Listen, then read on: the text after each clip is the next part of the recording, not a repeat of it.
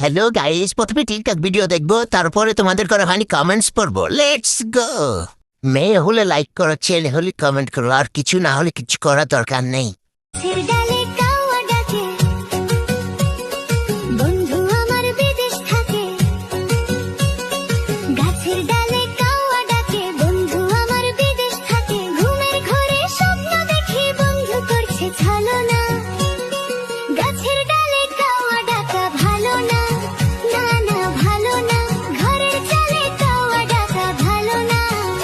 और अभी तो रुको, क्लाइमैक्स अभी बाकी।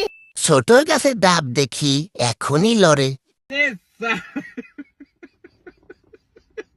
ডাবে পানি হয়েছে, গাছের ডালে ডাব ধরেছে।